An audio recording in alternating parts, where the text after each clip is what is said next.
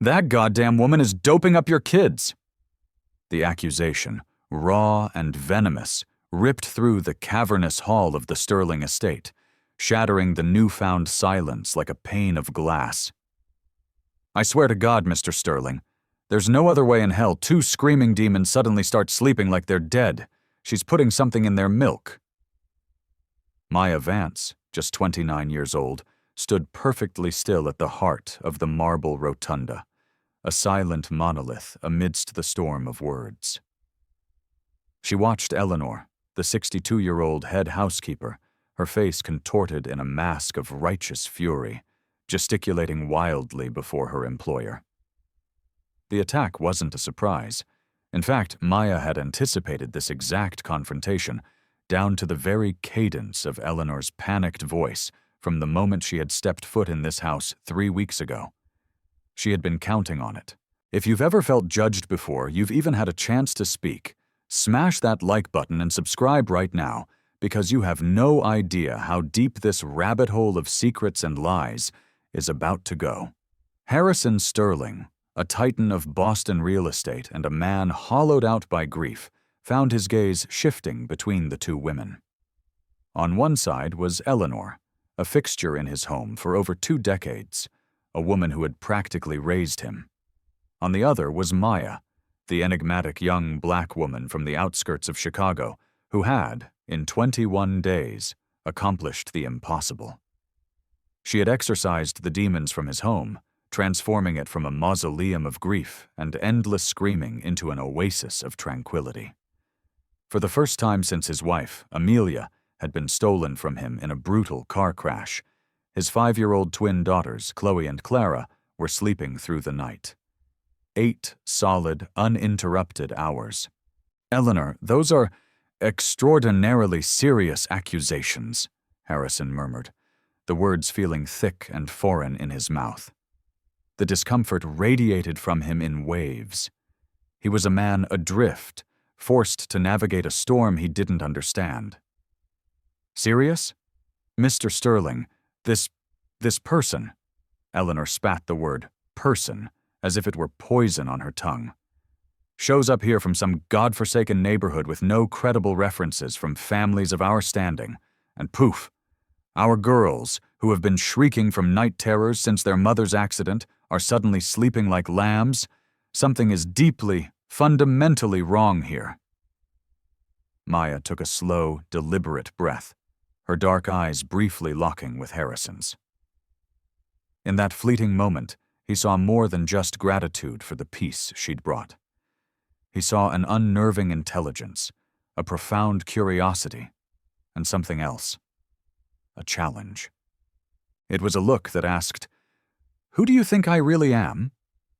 Why would a woman with her quiet sophistication, her shockingly deep knowledge of developmental psychology, take a dead-end job that had sent 6 previous nannies fleeing in tears and hysterics? If you insist on a full investigation of my methods, Maya's voice was a low, steady current in the turbulent room, a calmness that momentarily made Eleanor falter. I propose we install high-definition, night vision cameras in the girls' bedroom. That way, everyone can bear witness to exactly what transpires after dark. The suggestion hung in the air, a stunning gambit that caught everyone off guard. A guilty party doesn't demand more surveillance. They deflect and deny. Harrison's brow furrowed as he studied the nanny's composed face. There was an unshakable, almost military-grade confidence about her that was utterly at odds with the role of a simple caregiver. In the past few weeks, he'd noticed other incongruities. Maya spoke fluent French and conversational Mandarin. She could quote recent studies from pediatric neuroscience journals with the precision of a tenured professor. She carried herself with a gravitas that made even his most powerful business associates pause and listen when she spoke about the children. 3 weeks ago, when the agency had called, he had been at the end of his rope. 6 nannies had quit in less than 3 months, broken by the twins' relentless, grief-fueled acting out. Chloe and Clara, traumatized by the violent loss of their mother, had turned their nights into a living hell of screaming, crying, and a defiant refusal to sleep. The entire mansion, with its polished floors and priceless art, had been steeped in an atmosphere of pure exhaustion. Eleanor had made her opinion clear from the start, muttering about people like that not being a proper fit for a family of their stature. But when Maya arrived that first afternoon, the atmosphere had shifted instantly. The twins, usually hostile and withdrawn with strangers, had approached her not with suspicion, but with a wide-eyed curiosity. And that very first night, the miracle had occurred. They had slept for 7 hours straight. "Cameras," Eleanor stammered, the word catching in her throat. She had clearly expected a tearful denial, not a strategic counteroffensive. "Well, that won't be necessary if she would just—" "Actually," Maya interrupted smoothly, pulling her smartphone from her pocket. "It's a good idea. In fact, I've already been recording segments of our nighttime routines, to document the girls' therapeutic progress, of course. Would you care to see?" An absolute, deafening silence descended upon the hall. Harrison saw a flicker of something new in Eleanor's eyes. Her defiance was curdling, transmuting into something that looked terrifyingly like panic. There, in the center of a room that had witnessed generations of sterling family decisions, Maya Vance stood her ground, a guardian of secrets far too potent to be unleashed before their time. If this story of hidden motives and explosive truths is already grabbing you, make sure you're subscribed with notifications on, because what happened next would prove that underestimating someone based on prejudice is the most dangerous mistake you can ever make. Eleanor was not a woman who backed down. In her 22 years of service to the Sterling family, she had cultivated an aura of unimpeachable loyalty and had become the de facto matriarch of the household staff. She would not allow some upstart from nowhere to dismantle the kingdom she had so carefully built. "Mr. Sterling, you must see what's happening," she pleaded, her voice regaining its desperate edge as she moved towards the grand archway overlooking the gardens. Outside, Chloe and Clara were chasing butterflies, their laughter, a sound Harrison hadn't heard in nearly a year, echoing across the manicured lawns. "This woman materializes out of thin air, with a resume that a child could have fabricated, and she suddenly possesses some kind of magical sway over your daughters? Be reasonable." Harrison watched his girls, their small bodies finally free and joyful, and felt a knot in his chest loosen for the first time since Amelia's funeral. The change was undeniable. They were eating again, sleeping soundly, and had even returned to their preschool without the crippling separation anxiety that had plagued them for months. "Eleanor, perhaps you're overreacting. The girls are being manipulated," the housekeeper snapped, her voice cracking. "And you're too blinded by desperation to see it. I know her kind. They come in, all humble and helpful, performing these little miracles. Then the requests start. First, it's a small raise. Then it's expensive gifts for their family back home. Before you know it, they're asking for access to your bank accounts." Maya remained motionless, observing Eleanor's theatrical display with a serene detachment that seemed to fuel the older woman's fury. This reaction was precisely what she had pre-gamed, a variable she had already factored into her complex equation. 3 weeks prior, stepping off the bus at the corner of the sprawling Sterling property, Maya knew exactly the battlefield she was entering. Growing up in Chicago, the daughter of a woman who cleaned houses in the affluent North Shore suburbs, she'd seen this dynamic play out 100 times. The entrenched household staff, guarding their territory with fierce possessiveness against any newcomer who didn't fit the established, unspoken code of conduct. What Eleanor couldn't possibly know was that Maya Vance held a master's degree in child psychology from Northwestern University, had served as a senior pediatric trauma consultant at 3 major hospitals, and had selected this specific job for reasons that had absolutely nothing to do with money and everything to do with a cold, calculated pursuit of justice. "Do you know what unnerves me the most?" Eleanor continued, her composure beginning to fray at the edges. "It's her calm. A normal person would be frantic, hysterical, being accused of drugging children. But look at her. She's just standing there, like she knows something the rest of us don't." Harrison's frown deepened. He had to concede. Eleanor had a point.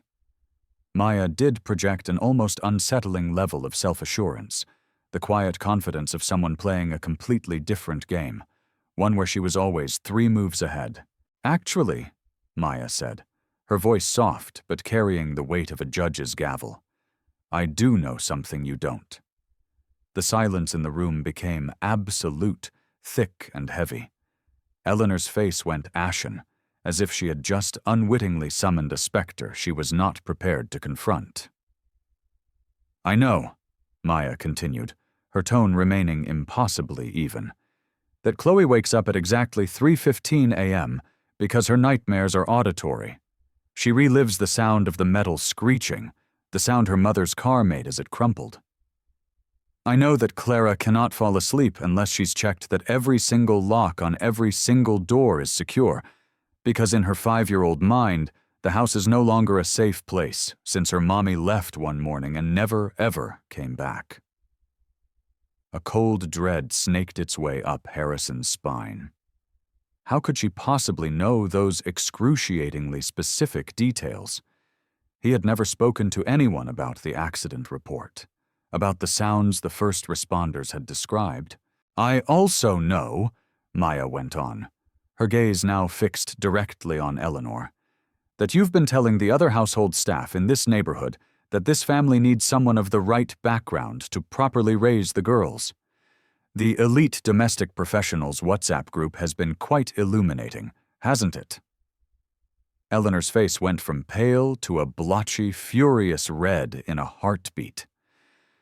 "How did you— I never—" "Oh, but you did," Maya stated, not as an accusation, but as a fact. "You even posited that I was likely here to run a long con on the lonely, grieving widower. I believe that's a direct quote from your messages last Tuesday at 8:47 p.m. Slowly, Harrison turned to face Eleanor, an expression of profound disbelief etching itself onto his features. "Is this true, Eleanor?" The housekeeper was stammering now, openly panicking.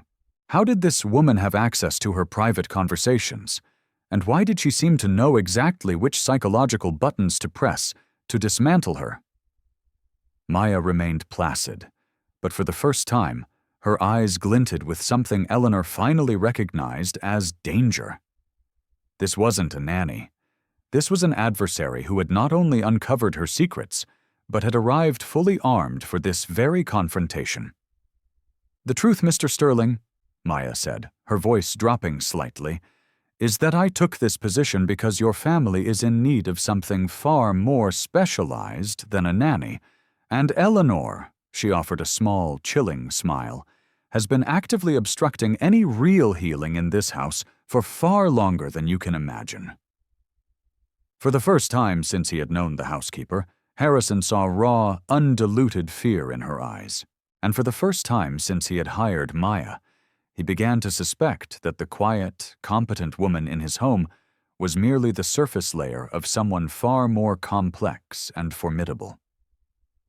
Every accusation Eleanor had hurled seemed only to fortify something within Maya, a silent resolve that intensified in direct proportion to the injustice leveled against her. It was as if each prejudiced barb was merely fuel for a meticulously crafted plan, a plan far grander than anyone in that room could possibly conceive. "Do you want to know the real truth about what is happening in this house?" Maya asked, her voice maintaining that unnerving calm that was now beginning to deeply unsettle Harrison. "Then let's start from the very beginning." She walked to a mahogany side table and picked up a burnished leather portfolio that Harrison had never seen before. "Eleanor, are you absolutely certain you want to proceed with these allegations? Because once I open this portfolio, there is no going back." The panic in the housekeeper's eyes was now palpable, a frantic, trapped animal's fear. "Mr. Sterling, she's trying to intimidate us. This is exactly the kind of manipulative tactic I was warning you about." But Harrison was no longer just listening. He was watching, utterly captivated by the metamorphosis taking place before him.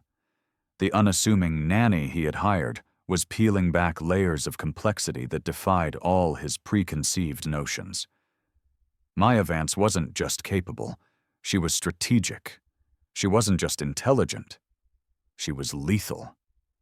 "3 weeks ago, when I accepted this position," Maya continued, opening the portfolio with a soft click of its clasps, "it was not because I was in desperate need of employment. It was because I received a very compelling phone call from someone you know quite well." She tapped her phone, and an audio file began to play. The clear, authoritative voice of Dr. Evelyn Reed, Chloe and Clara's pediatrician for the last 4 years, filled the hall. "Eleanor, I feel ethically obligated to tell you this. Maya Vance is not just some nanny. She holds a master's in child psychology with a specialization in pediatric trauma.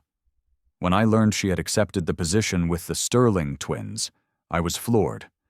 A professional of her caliber does not take on domestic work out of necessity. Something else is going on."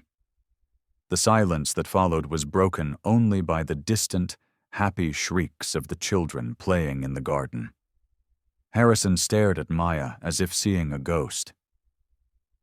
"You have a master's degree?" "From Northwestern. I was a consultant at the Chicago Children's Hospital for 6 years before I opened my own private practice focused on childhood trauma." Maya gave a faint, almost imperceptible smile. "The real question, Mr. Sterling, isn't whether I'm drugging your children. The real question is why a successful clinical psychologist would close a thriving practice to become a live-in nanny."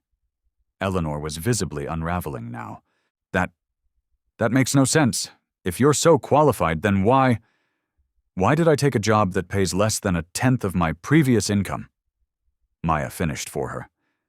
"Because this was never about money, Eleanor. This was about justice." She pulled a sheaf of documents from her portfolio. 8 months ago, Harrison, you terminated an employee from your firm, Sterling Properties, citing cultural incompatibility.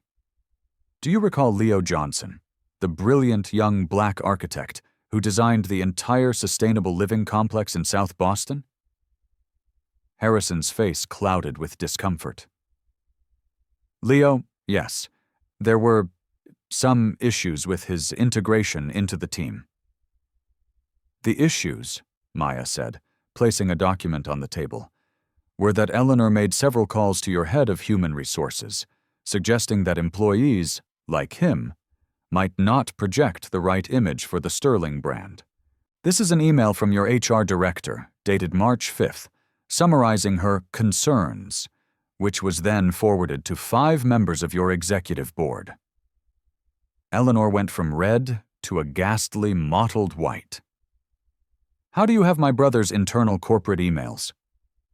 "Because Leo Johnson," Maya said, her voice dropping to a steely whisper, "is my younger brother." The revelation landed in the room with the force of a physical blow. "And when he told me about the pattern of subtle, insidious discrimination he faced here, orchestrated from within your own home, I decided to conduct my own investigation into the family environment that fosters such a toxic professional mentality." Harrison sank heavily into a nearby armchair, the world tilting on its axis as he struggled to process the information. His trusted housekeeper, the woman he'd considered family for 2 decades, had been actively meddling in his corporate decisions, poisoning them with her deep-seated racial prejudice. And the miracle worker who was healing his shattered daughters was the sister of the man he had unjustly fired. "Leo lost his job 3 days before his wife gave birth to their second child," Maya continued, her voice now imbued with a controlled, righteous anger. He was unemployed for 5 months. They nearly lost their house. His wife suffered from severe postpartum depression, but couldn't afford proper treatment because he had lost his health insurance. "I didn't know," Harrison murmured, the words sounding hollow and inadequate, even to his own ears. He was genuinely horrified. "Of course you didn't," Maya retorted, "because people like Eleanor operate in the shadows. They whisper their poison into the ears of the powerful, planting seeds of doubt about the competence, the fit, of anyone they deem unworthy." Eleanor made one last desperate lunge. "Mr. Sterling, she's here for revenge. It's a trap. She planned all of this." "You're right about one thing, Eleanor. I planned all of it," Maya said, her smile now holding a sharp, dangerous edge. "But not for revenge. I planned it to expose the truth, to show how prejudice isn't just a personal failing. It's a systemic poison that seeps from household decisions into corporate boardrooms." She held up her phone. "Every single one of our conversations over the last 3 weeks has been legally recorded. I informed you on my first day, as per Massachusetts law, that I would be documenting my work for professional development purposes.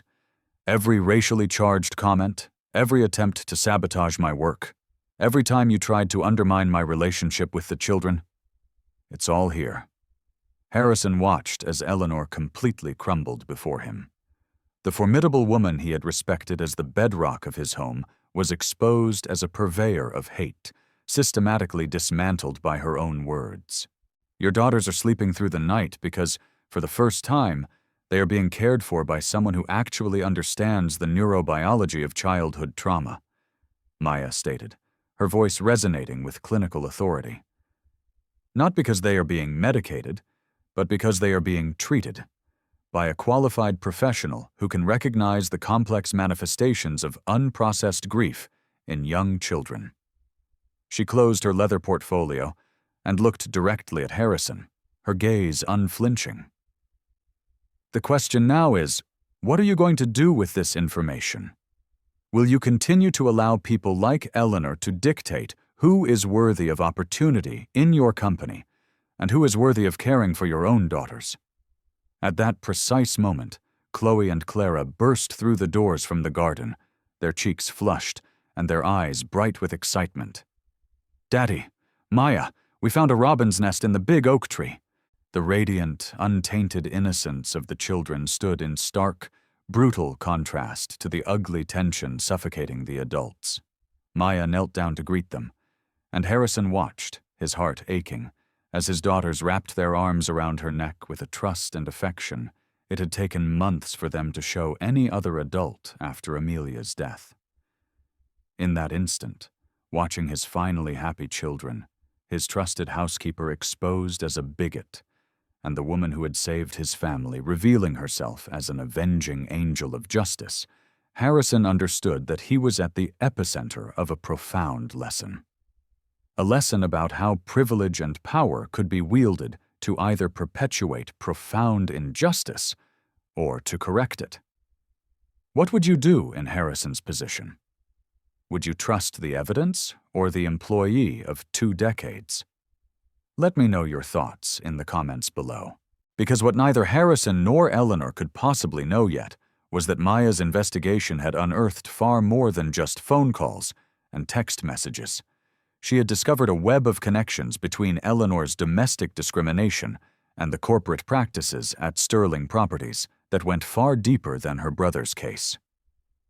Connections that, once revealed, would not only incinerate a career, but could potentially rewrite the very rules of how Boston's business elite thought about their social responsibility and the cascading consequences of their own quiet prejudices.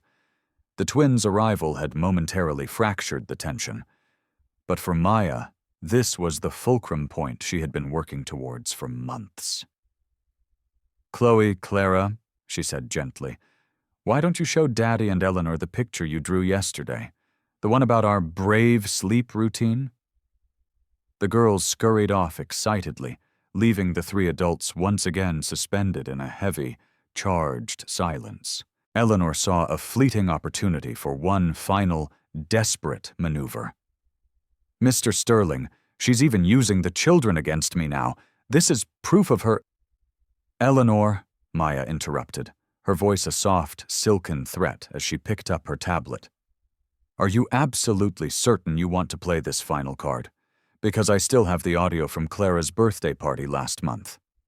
The part where you explained to Mrs. Vanderbilt that people of my background simply lack the cultural refinement to be around children from proper traditional families. Eleanor's face, already pale, turned a deathly shade of white. The birthday party had been a major social gathering for Boston's elite. If that recording were to circulate— I also have your posts to the Boston Premier Nanny Network forum, Maya continued, swiping through the screen, where you shared photos of me, taken without my consent, speculating on my true motives for taking the job with the grieving billionaire. Harrison stepped forward, his expression hardening into a mask of cold fury, and took the tablet from Maya's hands.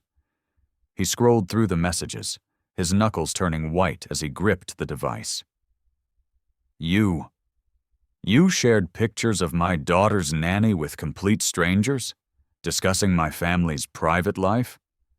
Mr. Sterling, I was just being protective, Eleanor whispered, the words sounding pathetic and hollow. Protective? Harrison's voice was a low growl. You violated my family's privacy, you disseminated private information, and you had the unmitigated gall to interfere in my business and destroy a man's career based on the color of his skin. Maya watched the implosion with a controlled, dispassionate satisfaction. She had meticulously planned each revelation, knowing that an attack on Harrison's role as a father and a CEO would be the most effective weapon against Eleanor's toxic influence. But it goes deeper, she said, opening another encrypted file on her tablet.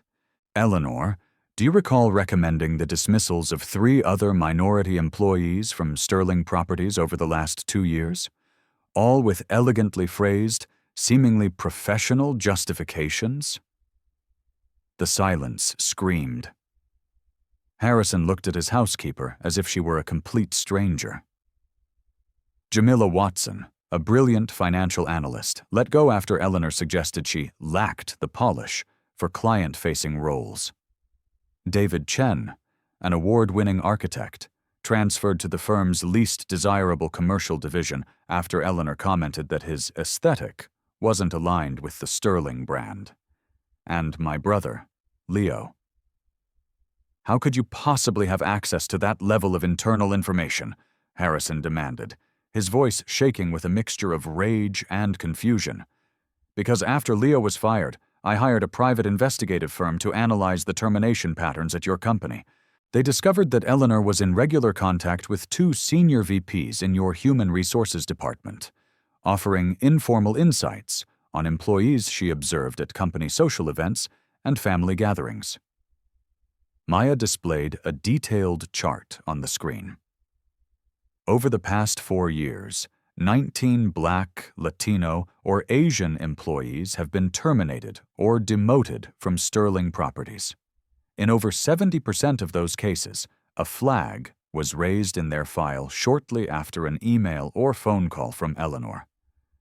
Harrison collapsed into the chair, burying his face in his hands. My God, Eleanor, is this true?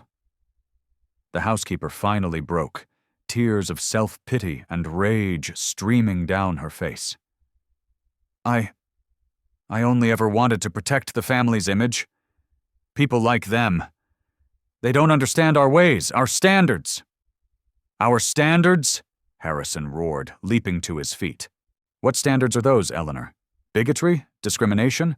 Ruining the lives of talented people because you feel threatened by them? Just then, Chloe and Clara returned, proudly holding up their crayon drawings. Look, this is Maya reading us the story about the stars, Clara announced, showing a drawing of a smiling black woman sitting between 2 small girls, all looking up at a night sky. And this is her teaching us the French song about the moon, added Chloe, pointing to her own picture. The pure, unadulterated love in those drawings was a brutal counterpoint to the poisonous reality that had just been unearthed. Harrison looked at his daughters, finally healing, finally sleeping, finally feeling safe, and he understood the colossal scale of the injustice he had allowed to fester under his own roof. "Eleanor," he said, his voice now devoid of all emotion, cold and final as a tombstone, "you are fired. I want you out of this house in 1 hour. Mr. Sterling, please. 22 years of service." 22 years of using my trust to enforce your prejudices, he corrected her. 22 years of poisoning my home and my company. Get out. Maya retrieved one last file from her portfolio. "Harrison, there's one more thing. Eleanor didn't just get people fired. She actively blocked people from being hired." She showed him a stack of resumes. 34 highly qualified minority candidates rejected over the last 3 years after Eleanor conducted her informal background checks. Among them, 2 engineers from MIT, a data scientist from Stanford, and an urban planner with a master's from Harvard. All of them, Harrison noted, his voice thick with disgust as he scanned the names, Black or Latino, professionals who could have transformed my company. "Precisely," Maya confirmed, while less qualified candidates who fit Eleanor's preferred profile were fast-tracked. Eleanor made one last pathetic appeal. "Mr. Sterling, she orchestrated all of this. It's a conspiracy." "A conspiracy?" Maya let out a soft, humorless laugh. "Eleanor, it would be a conspiracy if I had fabricated your words, forged your emails, or created your hateful messages. All I did was hold up a mirror. Everything you see is a perfect reflection of your own actions." Harrison turned to his daughters, who were now looking on with wide, confused eyes. "Girls, let's go check on that robin's nest while the adults finish talking." Once they were gone, he faced Eleanor for the last time. "You have 1 hour to pack. I never want to see you on this property again." "And the company?" Maya asked quietly. Harrison took a long, steadying breath.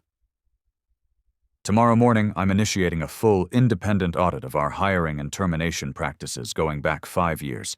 Every single employee affected will be contacted. We will make this right." Eleanor stumbled from the room, a broken woman, her 2 decades of carefully cultivated power and influence having evaporated in less than an hour, undone by the weight of her own recorded bigotry. When they were finally alone, Harrison looked at Maya, his eyes filled with a mixture of awe, gratitude, and a lingering sense of shock. Why? Why go through all this? Becoming a nanny? Facing her daily prejudice? Just to expose her? Because injustice that goes unchallenged becomes the accepted standard, Maya replied, her voice calm and clear. And because Chloe and Clara deserve to grow up in a world where a person's value is determined by their character and competence, not the color of their skin. 6 months later, the quiet revolution Maya Vance had started was echoing far beyond the walls of the Sterling estate. Leo Johnson now sat in a spacious corner office at Sterling Properties, his new title proudly displayed on the door, Vice President of Community Development.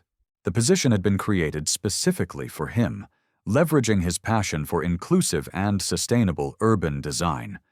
His salary had increased by 50%, and he had been granted significant stock options as part of a comprehensive restitution package.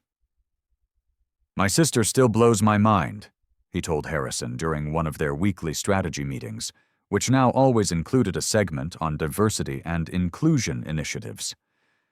"She played the long game for almost a year." Harrison smiled, gazing out at the new community park the company was building on a previously neglected lot, a project spearheaded by 3 of the other employees who had been rehired after the audit. "Your sister didn't just save my daughters, Leo. She saved my company from its own moral bankruptcy. She saved me from myself." The audit had been a corporate earthquake. 23 former employees were offered reinstatement with back pay and promotions, or generous severance packages. 5 senior managers who had been complicit in the discriminatory practices were terminated. The company instituted a revolutionary new blind hiring protocol, where all identifying information was scrubbed from resumes during initial screenings. Eleanor, meanwhile, discovered that a network built on prejudice and gossip was a house of cards. After Maya's meticulously documented evidence was discreetly shared among the elite domestic networks, no other prominent family would hire her. Her reign was over. She was last seen working as a daytime supervisor for a mid-range hotel cleaning service, her sphere of influence reduced to scheduling coffee breaks. The most telling part, Harrison often thought, was that Maya had never sought destruction. She sought transformation. She had politely declined Harrison's offer of a lucrative, permanent consulting role at his company. Instead, she used the capital from her private settlement with Sterling Properties to launch the Vance Institute, a non-profit consultancy dedicated to identifying and dismantling institutional bias in corporations, schools, and healthcare systems.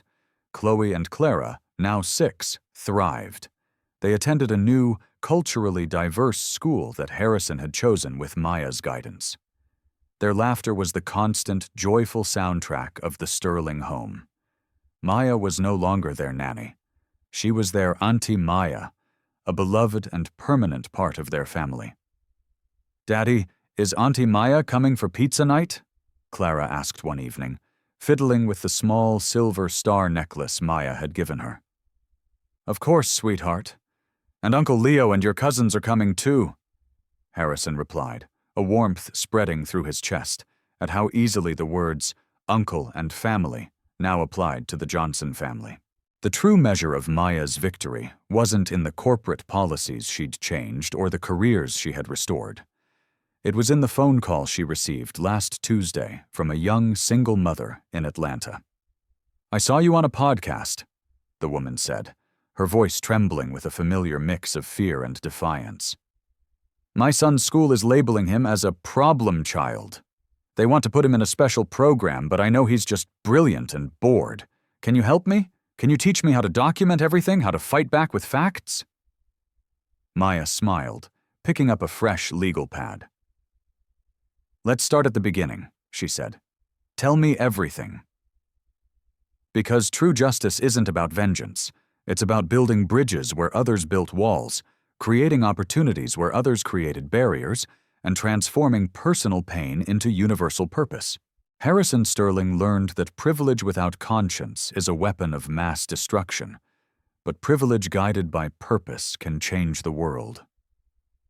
Eleanor learned that a throne built on hate is always made of sand. And Maya Vance proved that sometimes the most powerful force for change isn't a protest sign or a shouted slogan, but a quiet, brilliant strategy, executed with surgical precision. If this story of strategic justice and the power of one person to change a system inspired you, share it with someone who needs to hear it.